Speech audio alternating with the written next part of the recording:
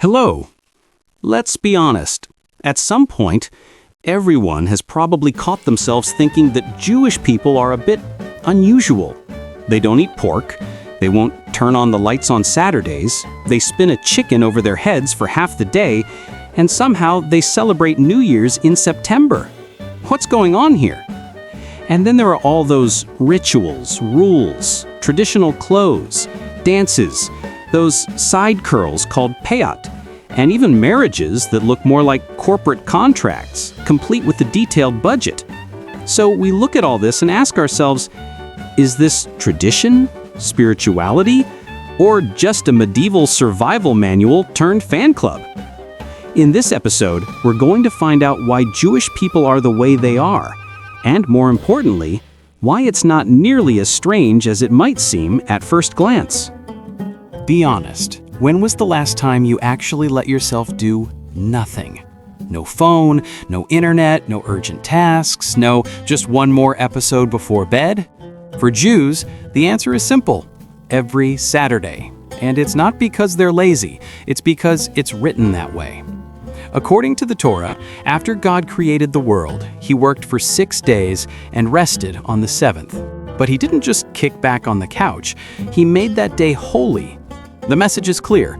If the Creator himself took a day off from the grind, who are you to keep spinning like a hamster on a wheel 24/7? Shabbat is basically God's weekly do not disturb mode. It begins Friday evening and lasts until sunset on Saturday. And during that time, no work, not even in the usual sense.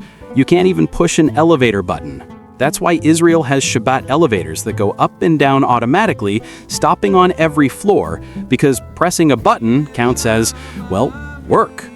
No turning on lights, no cooking over an open flame, no TV.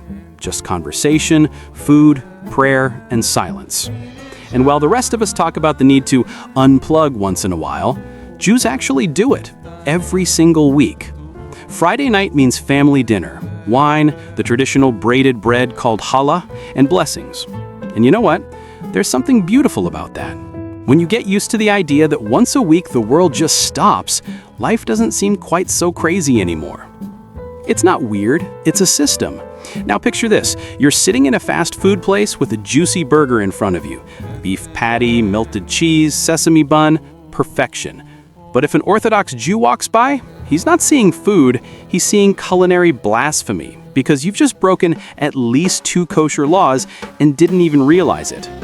Kashrut isn't a diet, it's a system, a detailed code of rules that separates what's kosher, permitted, from what's non-kosher, forbidden. According to these laws, Jews divide all food into 3 categories: meat, dairy, and neutral, parev. The core principle of kashrut is separation. Meat and dairy can never be eaten together in the same meal, though neutral foods can go with either. But it's not just about what you eat. It's about how the food is prepared, what it's cooked with, who made it, and even what plate it's served on. Because kosher doesn't just mean allowed. It means spiritually pure, in harmony with divine law. Meat? Sure, but only from animals that both chew the cud and have split hooves. That means cows, sheep, and goats are fine. But rabbits? Off limits. Pigs? They've got the hooves but don't chew cud. Banned. Fish? They must have fins and scales. Salmon, herring, carp are good. But eel, catfish, or mackerel? Sorry, that's unclean seafood. When it comes to birds, there are no clear physical signs of kashrut, but tradition defines which ones are safe. So observant Jews stick to domesticated birds: chickens, turkeys, quails, ducks, geese, and even pigeons, all time-tested as kosher. And then there's the ultimate mystery: cheese and meat. You simply can't mix them. Why? Because the Torah says, do not boil a young goat in its mother's milk. From that one line came an entire system. Meat and dairy must never meet. Even the cookware must stay separate. The pan for your steak can never be used for an omelet. Sounds funny? Maybe to you. But for Jews, this is serious business. And yes, there's even kosher wine. You might think, it's made from grapes. What could possibly be non-kosher about that? Well, quite a lot. To be kosher, the wine must be produced by Jews who observe Shabbat. Even cookies can require a kosher certification stamp. But here's the deeper point. This isn't just about food. It's about discipline and mindfulness. Every bite becomes a reminder of who you are and what you believe in. It's not just eating, it's awareness, every single day. It's one of those topics people tend to get awkward about, but let's be honest, when it comes to Jewish traditions, one of the first things that comes to mind is circumcision. And what's fascinating is that for Jews, it's not just a custom, a medical procedure, or some cultural trend. It's literally a covenant with God. This ancient tradition dates all the way back to Abraham. Yes, that Abraham, the man who became the father of a great nation. According to the Bible, God made a pact with him. You will be my people, and I will be your God. But every deal needs a sign to seal it, and that sign was circumcision, performed on the 8th day after a baby boy is born. Why the 8th day? Because the first 7 days belong to God. Starting from the 8th, humans can begin to act and shape the world. And so it continues. Even families that aren't particularly religious often still perform the ritual. It's like a stamp in your passport that says, "I belong." The ceremony is held in the presence of relatives, usually at home or in a synagogue. The baby is held by an honored guest called the sandak, often the grandfather, while the procedure is carried out by a mohel, a specially trained expert. Afterward comes a small feast, a bit of wine, and most importantly, the child is given his Hebrew name. From that moment, he's not just a baby, he's part of the people. For Orthodox Jews, circumcision is non-negotiable, a sacred agreement that has lasted for more than 3,800 years. An agreement that says, we remember who we are. Even our bodies carry the words of the Torah. A wedding, at first glance, seems like it's all about love. But in Jewish tradition, it's also about preparation, responsibility, and, believe it or not, a bit of math. You don't just fall in love, you step into a system where every detail is guided by religious law. In traditional families, marriage is also a financial partnership between two households. Typically, the bride's family provides the home and furnishings, an apartment, basic renovations, sometimes even the kitchen. The groom's family covers appliances, refrigerator, washing machine, stove, microwave, maybe even a car. The young couple starts from scratch, and the parents help them build their life together. But it's not just about money, it's about meaning. Every Jewish wedding, no matter how formal, takes place under a kuppah, a canopy symbolizing the home the couple is yet to create. The groom wears a kippah, and the bride, dressed modestly in a simple white gown, no plunging necklines or glitter, because this moment isn't about showmanship, it's about union. During the ceremony, a ketubah, or marriage contract, is read aloud. And it's not the "if you cheat, I get the house" kind of contract. It's a list of real obligations. The husband must provide for his wife, feed her, protect her, and treat her with respect. If you've ever seen a man in a long black coat, wide-brimmed hat, and side curls, congratulations, you've spotted an Orthodox Jew. And if you ever find yourself in the Ukrainian town of Uman in September, you'll see not one, but thousands of them. Every September during Rosh Hashanah, Uman bursts to life with black coats, payot, or side curls, songs, and dancing. These are Hasidic Jews, pilgrims who come to pray at the grave of Rabbi Nachman of Breslov, a tradition that's been alive for centuries.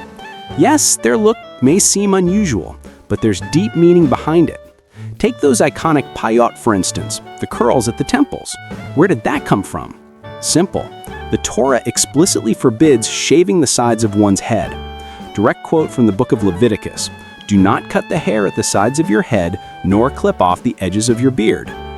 The interpretation of that law became the foundation of an entire tradition. Since shaving the hair at the temples with a blade is forbidden, many Jewish men simply grow it out, a visible sign of following the commandment. This is especially noticeable among Hasidic Jews, whose side curls, or payot, can be long, straight, or twisted into tight spirals. It's not about fashion or attention-seeking. It's a form of identity, a marker of religious belonging. Now let's talk about the kippah, that small round cap worn on the crown of the head. It symbolizes humility before God. The idea is that even your head, the highest part of your body, should be covered in reverence to the Almighty. Wearing a kippah isn't technically a commandment, but it's a deeply rooted tradition. For observant Jews, it's worn constantly. For others, only during prayer, in the synagogue, or at the Shabbat table. As for clothing overall, the key word is modesty. No tight fits, no sparkle, no unnecessary display. Women cover their arms, legs, and neckline. In some religious families, even ankles must be hidden for both men and women. It's not about oppression, it's about keeping one's thoughts focused on the spiritual, not the physical. Sure, it may sound archaic, maybe it is, but in today's world where showing everything has become the norm, the system feels almost like a radical statement, a way of saying, I am not what I wear, I am what's within. Remember when, as kids, we'd answer a question with another question and someone would jokingly reply, "What are you, Jewish?" Where does that come from?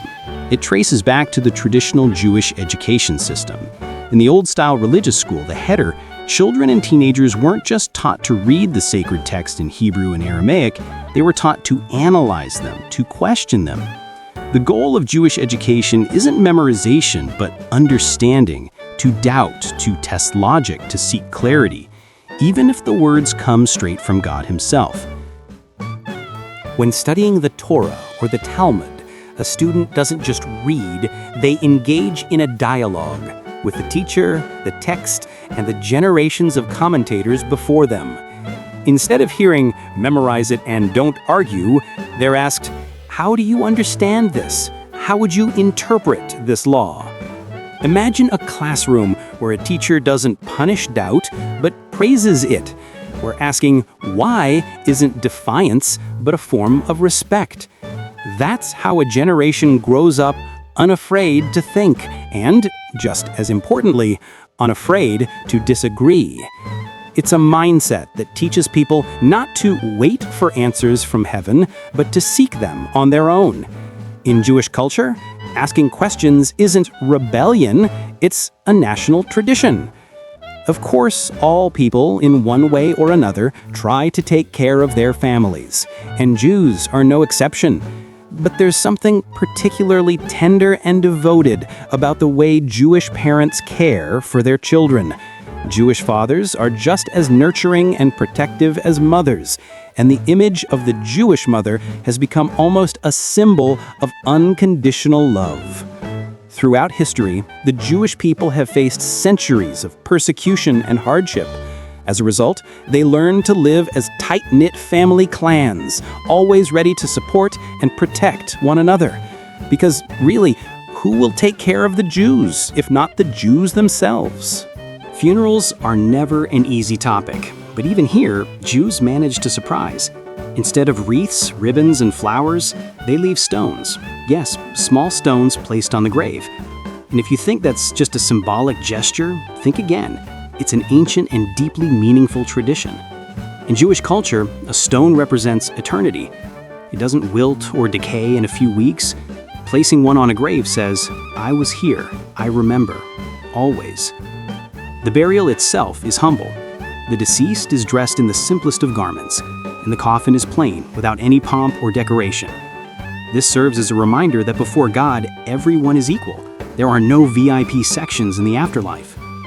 The burial usually happens quickly, within 24 hours, not out of haste, but out of principle. Death should not delay life.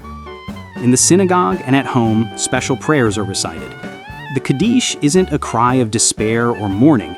It's a verbal act of support, helping the soul transition to the next world. One of the most common questions outsiders ask is, why did Jews celebrate New Year's in September? And why is it the year 5785 instead of 2025?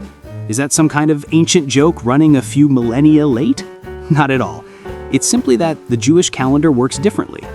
Unlike the Gregorian system, which starts counting from the birth of Jesus, the Jewish calendar begins with the creation of the world, according to tradition, more than 5,780 years ago.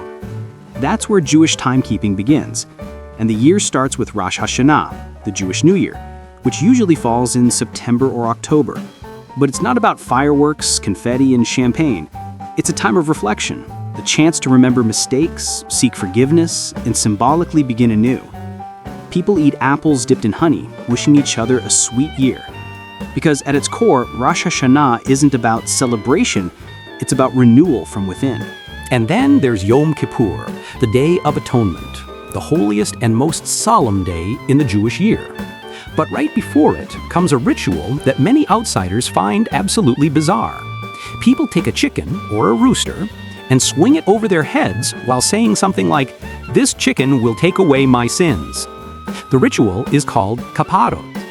The idea isn't about superstition, it's about reflection and transformation. You symbolically transfer your guilt, and then the bird is given to the poor as food. In modern times, there's a far more humane version. Instead of a chicken, people use money, which is then donated to charity. The meaning remains. Your sins are turned into something good. And then comes Purim, a completely different kind of holiday.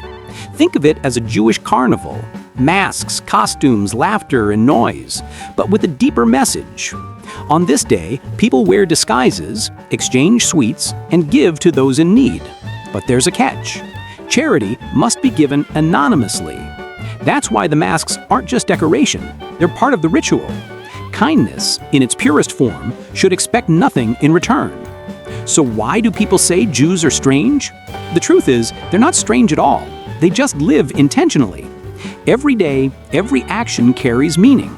Food comes with rules. Prayer follows a rhythm. Rituals carry purpose. It's not chaos, it's structure. A structure that has preserved their identity for thousands of years, even when the world around them was falling apart. And that's all for today, my friends. If you learned something new, give this video a like, share your thoughts in the comments, and I'll see you soon.